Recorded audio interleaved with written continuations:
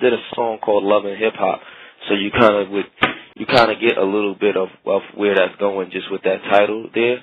But it's really, spoken from how I feel about that whole situation, because I don't really speak much in, interview about, the reality television situation and, how that's playing into my personal life and, things of that nature. But I felt like it was something that I wanted to speak on. I think each album I want to speak on something personal to me as well, and shed some light on some things that may be dark, where people have a lot of assumptions or a lot of, the story is a little one-sided. So, I definitely wanted to,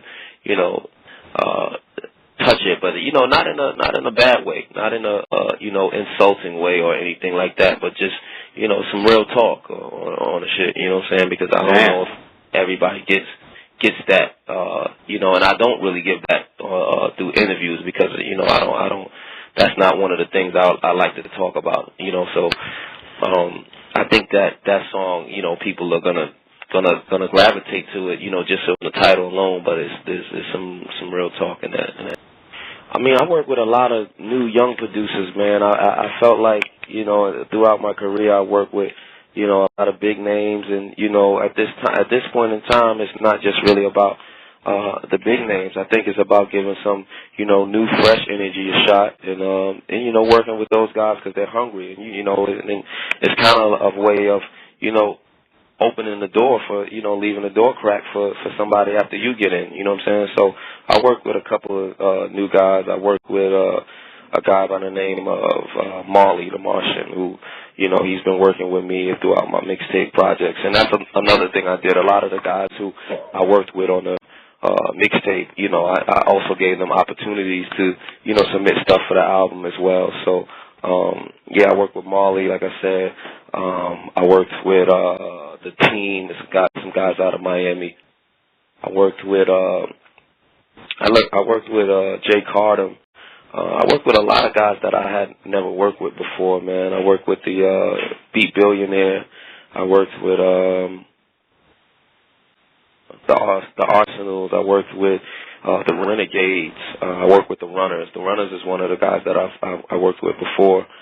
But I worked with a lot of new guys, man, and I wanted that energy, man. You can see it in their eyes when they come in the studio. Their energy is driven. You know what I'm saying? And they want to be a part of it more than you go in with some of the big names, and not to knock anybody, but they live and they good, and they don't have the same hunger. So I wanted to get in with some of that with those guys that are hunger, and even increase my hunger. As a guy who's been in it for almost 10 years.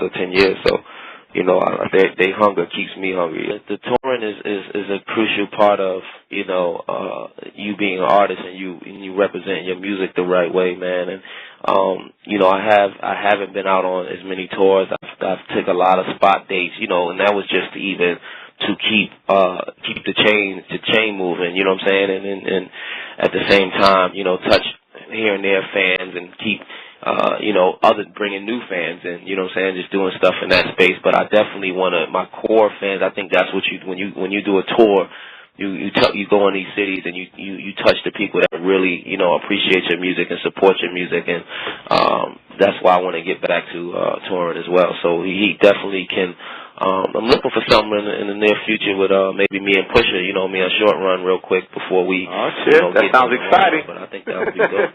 Dope, shout to Push, man. That sounds exciting, Fab. We want to thank Fab for jumping on the call, man. We appreciate you. Fab, we need you back on Twitter, man. We need Fab back on Twitter, man. I was about to. People been talking to me about, you got to get back on Twitter, man. And I think I might have to make my, I might have to reintroduce myself to Twitter, man, and get back to allow me to reintroduce myself on Twitter, man. I think it's about time, man. And I don't want it to feel generic, like I'm coming back to promote the album, but just without the promotion, just come back and just give my insight and give my input. You know what I mean? Needed, man. It's needed. I felt like it got sensitive. You know what I'm saying? You of course, Ryan, you know how sensitive the game gets sometimes, so I felt like, let me just fall back, because you can't say a guy's name right now without him like going on a Twitter rant and going off, and